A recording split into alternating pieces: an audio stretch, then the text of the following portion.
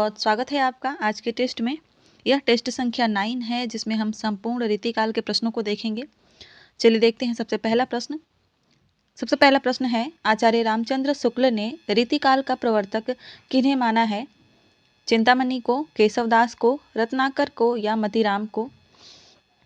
आपको बताना है कि आचार्य रामचंद्र शुक्ल द्वारा रीतिकाल का प्रवर्तक किसे माना गया है। राइट आंसर हो जाएगा इसका चिंतामणि। इन्होंने चिंतामणि त्रिपाठी को जो है रीतिकाल का प्रवर्तक माना है। इनका कथन है कि हिंदी में रीति ग्रंथों की अखंड परंपरा चिंतामणि से चली, अतः रीतिकाल का आरंभ उन्हीं से मानना चाहिए। ऐसा कथन है आचार्य रामचंद्र शुक्ल जी का। प्रश्न संख्या 2 देखते हैं। पूछा जा रहा है कि धूरि तिन पायन की हाँ हाँ नेकु आनी दे, यह मार्मिक चरण किनके काव्य का अंश है? घनानंद का, ठाकुर का, बोधा का या द्विजदेव का? यह जो चरण है यह किसके काव्य का अंश है? राइट आंसर हो जाएगा इसका घनानंद। यह घनानंद के काव्य का अंश है। अगला प्रश्न देखते हैं। पूछा जा रहा है कि द्विजदेव का वास्तविक नाम क्या था? ऑप्शन में है राजा नृपशंभु, राजा मान सिंह, बलवंत दास और महेश दास। द्विजदेव का वास्तविक नाम क्या था आपको बताना है। राइट आंसर हो जाएगा इसका बलवंत दास। द्विजदेव का वास्तविक नाम जो है बलवंत दास है। क्वेश्चन नंबर 4 को देखते हैं। पूछा जा रहा है कि कवित्त रत्नाकर के रचयिता कौन है? ऑप्शन में है रत्नाकर, मतीराम, सेनापति और भूषण। आपको बताना है कि कवित्त रत्नाकर किसकी रचना है। इसका राइट आंसर हो जाएगा सेनापति। यह सेनापति की रचना है कवित्त रत्नाकर। अगला प्रश्न है, रामचंद्रिका के रचयिता हैं? ऑप्शन में है चिंतामणि, केशवदास, भिखारी दास या जोधराज। रामचंद्रिका किसकी रचना है आपको बताना है। राइट आंसर हो जाएगा इसका केशवदास। यह केशवदास की रचना है। रचना काल 1621 है। अगला प्रश्न, डॉक्टर नगेंद्र के अनुसार रीति निरूपण का आरंभिक ग्रंथ कौन सा है? कवि प्रिया जो कि केशवदास की है, कवि कल्पद्रुम जो कि चिंतामणि का है, हित तरंगिणी जो कि कृपाराम का है और साहित्य लहरी जो कि सूरदास का है। आपको बताना है कि डॉक्टर नगेंद्र के अनुसार रीति निरूपण का आरंभ किस ग्रंथ से हुआ था। राइट आंसर हो जाएगा इसका हित तरंगिणी, कृपाराम की हित तरंगिणी से हुआ था। अगला प्रश्न देखते हैं। पूछा जा रहा है कि सतसई परंपरा की पहली रचना कौन सी मानी जाती है? ऑप्शन में है अमरूक शतक जो कि अमरूक कवि की है, वृंद सतसई वृंद कवि की, नीति शतक भर्तृहरि का या गाथा सप्तशती हाल का। सतसई परंपरा की पहली रचना आपको बताना है। इसका सही उत्तर है गाथा सप्तशती जो कि हाल कवि द्वारा रचित है। क्वेश्चन नंबर 8 को देखते हैं क्या पूछा जा रहा है। क्वेश्चन नंबर 8 है, रामचंद्रिका को छंदों का अजायब घर कहने वाले समीक्षक हैं? आचार्य शुक्ल, डॉक्टर नागेंद्र, रामस्वरूप चतुर्वेदी या रामकुमार वर्मा। आपको बताना है कि रामचंद्रिका जो कि केशवदास की रचना है उसको छंदों का अजायब घर किसने कहा है। राइट आंसर हो जाएगा इसका रामस्वरूप चतुर्वेदी। रामस्वरूप चतुर्वेदी जी ने कहा है। अगला प्रश्न देखते हैं। क्वेश्चन नंबर 9 है, निम्नलिखित रीतिकालीन ग्रंथों को उनके रचयिताओं से सुमेलित करना है। ऑप्शन में है पद्मिनी चरित्र, सुजान चरित्र, काव्य प्रकाश और छत्र प्रकाश। आपको मिलाना है कि कौन सी रचना किसकी है।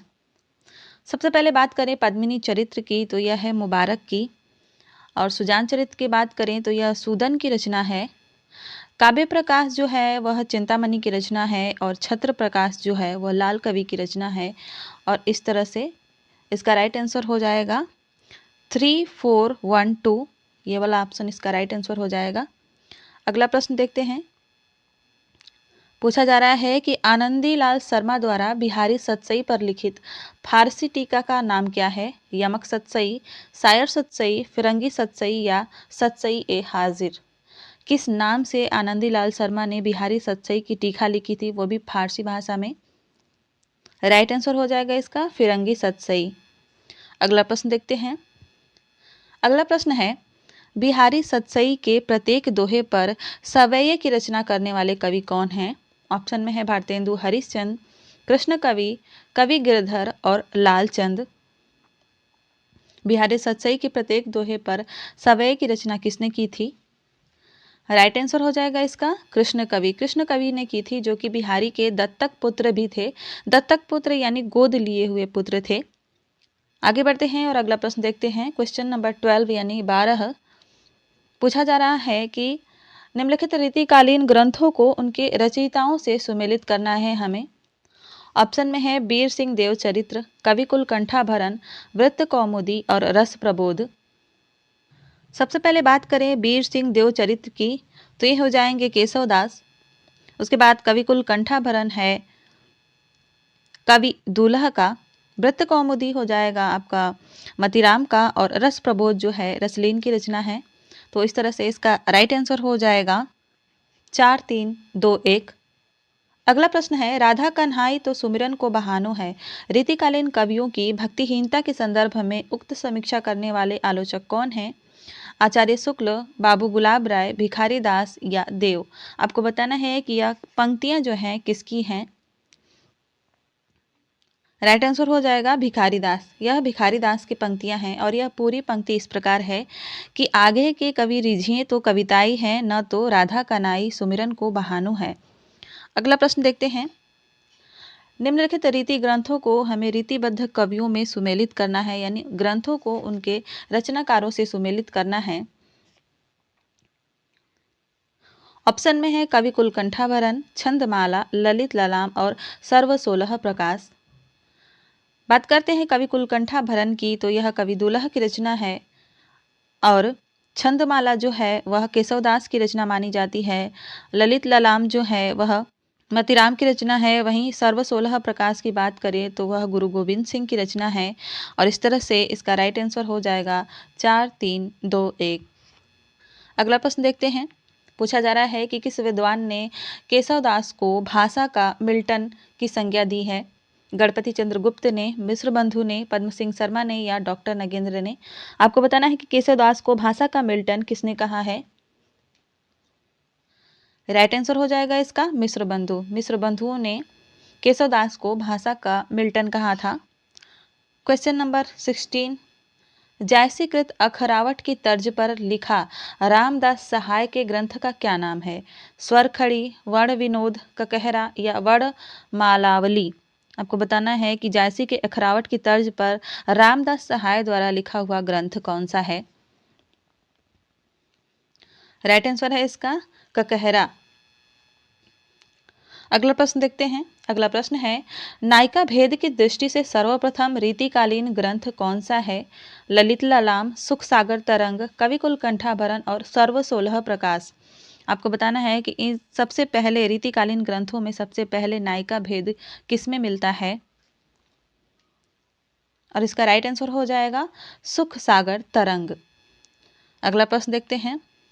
छंद निरूपण ग्रंथों में प्राचीनतम रीतिकालीन ग्रंथ कौन सा है? ऑप्शन में है वृत्त कौमुदी, छंदसार, पिंगल शास्त्र और छंदमाला। इसका राइट आंसर है छंदमाला। आगे बढ़ते हैं और क्वेश्चन नंबर 19 को देखते हैं।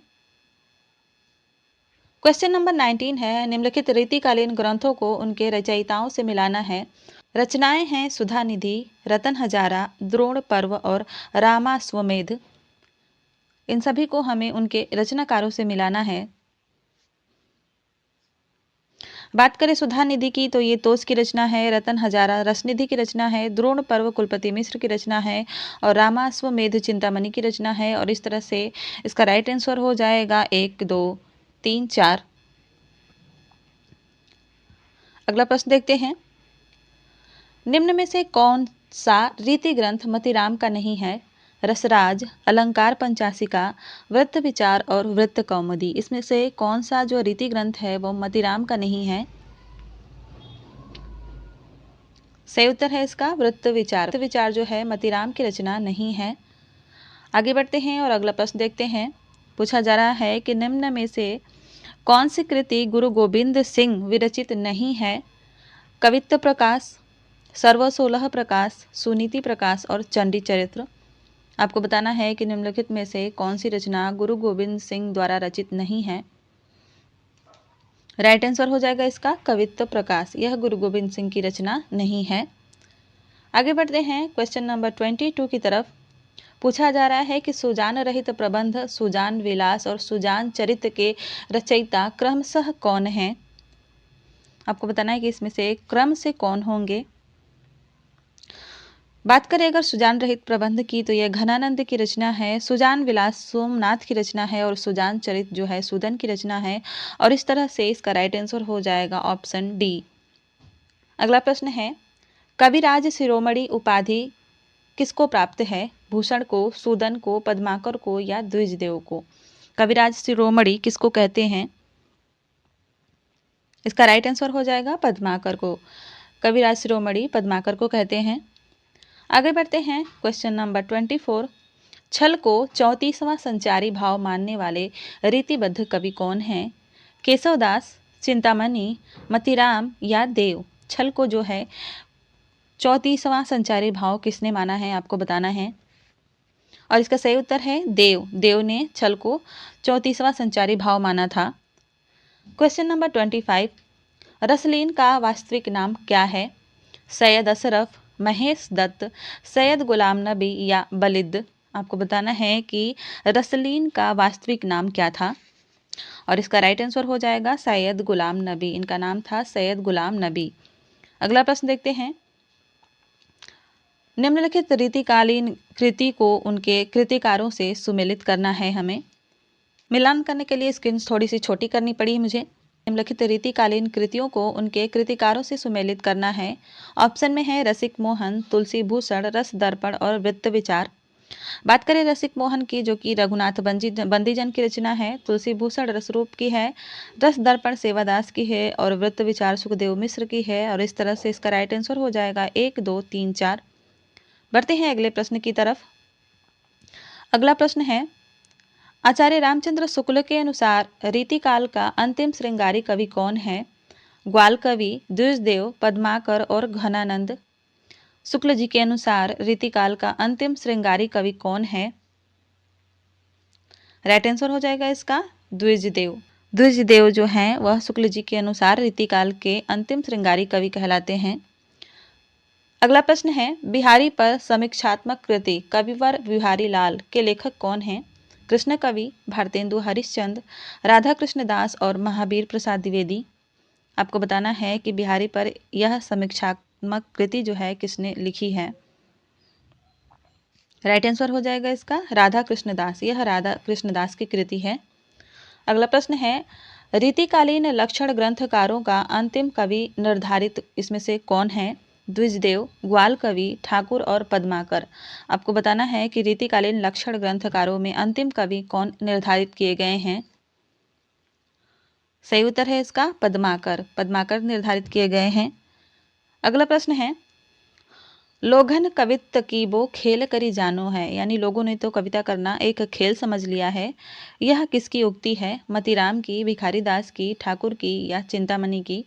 आपको बताना है कि यह किसका कथन है या किसकी पंक्तियां हैं। राइट आंसर है इसका ठाकुर। यह ठाकुर की पंक्तियां हैं। अगला प्रश्न देखते हैं। पूछा जा रहा है कि रीतिकालीन राम काव्य परंपरा का प्रबंध काव्य रामाश्वमेध के रचयिता कौन है? ऑप्शन में है केशवदास, दीनदयाल गिरी, मधुसूदन और भगवत रसिक। आपको बताना है कि इस रचना के रचनाकार कौन हैं। राइट आंसर है इसका मधुसूदन। यह मधुसूदन की रचना है। रामाश्वमेध मधुसूदन की रचना है। अगला प्रश्न है, सूरती मिश्र कृत बिहारी सतसई की टीका का नाम क्या है? सूरती चंद्रिका, बिहारी विसार, अमर सूरती या अमर चंद्रिका? आपको बताना है कि सूरती मिश्र ने बिहारी सतसई की टीका किस नाम से लिखी है। और इसका राइट आंसर हो जाएगा अमर सूरती। अमर सूरत के नाम से लिखी है। अगला प्रश्न है, लल्लूलाल कृत लाल चंद्रिका का विषय क्या है? वृंद सतसई की टीका है, काव्यांग निरूपण है, बिहारी सतसई की टीका है या काव्य शास्त्र जो कि मम्मट का है उस पर भाष्य है? लल्लूलाल की लाल चंद्रिका का विषय क्या है? राइट आंसर है इसका बिहारी सतसई की टीका। यह बिहारी सतसई की टीका है। देखते हैं अगला प्रश्न क्या पूछा जा रहा है। अगला प्रश्न है, घनानंद किस संप्रदाय में दीक्षित थे? आपको बताना है कि घनानंद किस संप्रदाय में दीक्षित थे। ऑप्शन में है राधा वल्लभ संप्रदाय, निम्बार्क संप्रदाय, गौड़ी चैतन्य संप्रदाय या हरिदासी संप्रदाय। राइट आंसर हो जाएगा इसका निम्बार्क संप्रदाय। घनानंद निम्बार्क संप्रदाय में दीक्षित थे। अगला प्रश्न है, देव और बिहारी की तुलनात्मक आलोचना के सूत्रपात्रकर्ता कौन थे? पद्म सिंह शर्मा, मिश्र बंधु, लाला भगवान दीन या कृष्ण बिहारी मिश्र? किसने जो है देव और बिहारी का तुलनात्मक आलोचना का सूत्रपात किया था, यानी शुरुआत की थी? राइट आंसर हो जाएगा इसका मिश्र बंधु। मिश्र बंधुओं ने की थी इसकी शुरुआत। अगला प्रश्न है कि बिहारी की कविता शक्कर की रोटी है जिधर से भी तोड़ो उधर से मीठी है, सच्ची महिमा प्रतिपादक उक्त कथन किस लेखक का है? मिश्र बंधु का, कृष्ण बिहारी मिश्र का, पद्म सिंह शर्मा का या लाला भगवान दीन का? बहुत ही महत्वपूर्ण कथन है, आपको बताना है कि यह किसका कथन है। राइट आंसर है इसका पद्म सिंह शर्मा। यह पद्म सिंह शर्मा का कथन है। अगला प्रश्न देखते हैं, बिहारी पर लिखित समीक्षात्मक पुस्तकों को उनके लेखकों के साथ हमें मिलाना है। ऑप्शन में है बिहारी सच्चाई की भूमिका, बिहारी और देव, देव और बिहारी, बिहारी की वाग विभूति। बात करें बिहारी सच्चाई की भूमिका, यह है पद्म सिंह शर्मा की। बिहारी और देव लाला भगवान दीन है ही। देव और बिहारी कृष्ण बिहारी मिश्र का है और बिहारी की वाग विभूति विश्वनाथ प्रसाद मिश्र का है। तो इस तरह से इसका राइट आंसर हो जाएगा 1, 2, 3, 4। अगला प्रश्न है, निम्न में से कौन सी रचना महाराज जसवंत सिंह द्वारा रचित नहीं है? ऑप्शन में है वृत्त तरंगिनी, रसभूषण, भाषाभूषण और प्रबोध चंद्रोदय। आपको बताना है कि कौन सी रचना जसवंत सिंह की नहीं है। और राइट आंसर हो जाएगा इसका रसभूषण। यह जो रचना है यह महाराज जसवंत सिंह की नहीं है। अगला प्रश्न है, केशवदास कृत रसिक प्रिया का आधार ग्रंथ कौन सा है? काव्यालंकार भामह का, श्रृंगार तिलक रुद्र भट्ट का, हृदय तरंग भट्टनायक का या चंद्रालोक जयदेव पीयूष वर्ण का? राइट आंसर हो जाएगा श्रृंगार तिलक रुद्र भट्ट का। इसी के आधार पर केशवदास ने रसिक प्रिया लिखी है। अगला प्रश्न है, भूषण भारतीय जनजीवन का प्रथम राष्ट्रीय कवि हैं। इस कथन के लेखक कौन हैं? रामचंद्र शुक्ल, रामवृक्ष बेनीपुरी, विश्वनाथ प्रसाद मिश्र या डॉक्टर सत्येंद्र नाथ? आपको बताना है कि यह कथन किसका है। राइट आंसर हो जाएगा इसका विश्वनाथ। यह कथन जो है विश्वनाथ जी का है, विश्वनाथ मिश्र जी का है। अगला प्रश्न देखते हैं 41 का, कवि देव ने प्रबोध चंद्रोदय का पद्यानुवाद किस नाम से किया है? देव प्रबोध से, देव माया प्रपंच से, रसिकानंद से या देवायन से? किस नाम से किया है आपको बताना है। राइट आंसर हो जाएगा इसका देव माया प्रपंच। इस नाम से इन्होंने प्रबोध चंद्रोदय का पद्यानुवाद किया है। क्वेश्चन नंबर 42, आचार्य रामचंद्र शुक्ल ने बिहारी सच्चाई के किस पक्ष का उपहास किया है? भक्ति भाव का, प्रकृति चित्रण का, वियोग वर्णन का या नीति निरूपण का? राइट आंसर हो जाएगा भक्ति भाव का। शुक्ल जी ने बिहारी के भक्ति भाव का उपहास किया है। अगला प्रश्न है, अतिशुद्धो स्नेह कुमारग है, ये विचार किस कवि का है? बोधा का, आलम का, घनानंद का या ठाकुर का? बहुत ही सुंदर सी पंक्तियां हैं, बहुत ही प्यारी पंक्तियां हैं। अतिशुद्धो स्नेह कुमारग है जहाँ नेकु सयानब पाक नहीं। आपको बताना है कि यह पंक्तियां किसकी हैं और राइट आंसर है इसका घनानंद। यह घनानंद की पंक्तियां हैं। अगला प्रश्न है, भले बुरे सब एक सम जो लौ बोलत नाही, जान परत है काग पिक ऋतु बसंत के माही। यह दोहा किस रचना से लिया गया है? बिहारी सतसई से, विनय शतक से, राम सतसई से या वृंद सतसई से?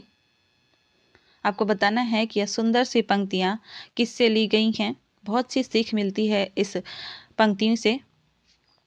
यह पंक्तियाँ हैं वृंद सतसई की और इसमें यह बताया गया है कि भले और बुरे सब एक जैसे लगते हैं, वो बोलते हैं तब जाके पता चलता है। वैसे ही जैसे कि कौवा और कोयल दोनों एक ही कलर के होते हैं, एक ही रंग के होते हैं, लेकिन जब बसंत ऋतु आती है, जब वो बोलते हैं तो पता चलता है कि किसकी आवाज़ अच्छी है और किसकी बुरी है। तो इस तरह से हमें भले बुरे का पता चल जाता है। तो ये बहुत ही अच्छी सी पंक्ति थी। चलिए बढ़ते हैं अगले प्रश्न की तरफ। प्रश्न है, सुदन रचित सुजान चरित्र की विषय वस्तु क्या है? प्रेमिका सुजान को उलाहना देना, सुजान कृष्ण भक्ति या सुजान की वीरता का वर्णन करना या अलंकार निरूपण? आपको बताना है कि इसमें से सुजान चरित्र जो रचना है सुदन की, उसका विषय क्या है। राइट आंसर हो जाएगा इसका सुजान जो कि भरतपुर के राजा थे, उनकी वीरता का वर्णन करना जो कि सुजान चरित का विषय वस्तु है। अगला प्रश्न है, मतीराम का रीतिबद्ध ग्रंथ ललित लालाम पर किस ग्रंथ का प्रभाव है? काव्य अलंकार का जो कि भामह की रचना है, कोलयानंद का जो कि अप्पय दीक्षित की रचना है, काव्य अलंकार सूत्रवृत्ति जो कि वामन की रचना है, और चंद्रालोक जो कि जयदेव पीयूष वर्ण की रचना है। देखिए, प्रैक्टिस सेट हल करने का कितना बड़ा फ़ायदा होता है कि हमें बहुत सारी ऐसी चीज़ें जानने को मिलती हैं। बहुत सारे प्रश्नों से ही हमें रचनाओं के नाम और उनके रचनाकारों का पता चलता है। तो यहाँ से भी हम बहुत सारे रचनाकारों को देख सकते हैं और उनकी रचनाओं को देख सकते हैं। आपको बताना है कि मतीराम का रीतिबद्ध ग्रंथ ललित लालाम किस पर आधारित है, यानी उस पर किस ग्रंथ का प्रभाव है। और इसका राइट आंसर हो जाएगा चंद्रालोक। जयदेव का जो चंद्रालोक है उसका आधार माना जाता है, उसका प्रभाव माना जाता है ललित लालाम पर। अगला प्रश्न देखते हैं 47, क्वेश्चन नंबर 47 पूछा गया है कि आचार्य शुक्ल ने मम्मट के काव्य प्रकाश का छायानुवाद किस रचना को कहा है। यहाँ पे मम्मट रहेगा।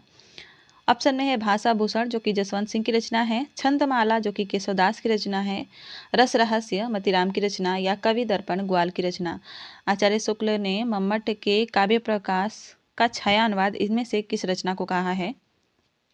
राइट आंसर हो जाएगा रस रहस्य जो कि मतीराम की रचना है। क्वेश्चन नंबर 48 को देखते हैं। पूछा जा रहा है कि यमक सतसई के रचयिता कौन है? बिहारी, बृंद, ग्वाल कवि या नृपशंभु। यमक सतसई के रचयिता कौन है आपको बताना है। थोड़ा सा आसान क्वेश्चन है और यह बृंद कवि की रचना है। क्वेश्चन नंबर 49 पूछा जा रहा है कि कालिदास त्रिवेदी के रीति ग्रंथ वर वधु विनोद का विषय क्या है? छंद है, अलंकार निरूपण है, नायिका भेद है, या काव्य गुण एवं रीति है। आपको बताना है कि वर वधु विनोद जो कि कालिदास त्रिवेदी की रचना है उसका विषय क्या है, उसमें किस चीज़ का वर्णन मिलता है। राइट आंसर हो जाएगा नायिका भेद। नायिका भेद से संबंधित यह रचना है। क्वेश्चन नंबर 50 और इस प्रैक्टिस सेट का अंतिम प्रश्न है। प्रश्नोत्तरी कैसी लगी कमेंट में ज़रूर बताइएगा और आपके कितने प्रश्न सही हुए ये भी आप लोग ज़रूर बता दीजिए। इससे थोड़ा सा मोटिवेशन मिलता है। और एक बात, अगर आप इस चैनल पर पहली बार आए हों तो आपको 3 काम करने हैं। वीडियो अच्छी लगे तो लाइक करना है, चैनल को सब्सक्राइब करना है और अपने दोस्तों के साथ भी शेयर करना है। 50 नंबर का क्वेश्चन है कि महाभारत और हरिवंश पुराण का पद्यानुवाद किस रीतिकालीन कवि ने किया है? सेनापति ने, कालिदास त्रिवेदी ने, गोकुलनाथ गोपीनाथ ने और राम सहाय ने। महाभारत और हरिवंश पुराण का पद्यानुवाद जो है वह किस रीतिकालीन कवि ने किया है? और इसका राइट आंसर है गोकुलनाथ गोपीनाथ ने। मिलते हैं एक अगले प्रैक्टिस सेट में, तब तक के लिए अपना ख्याल रखिएगा। धन्यवाद।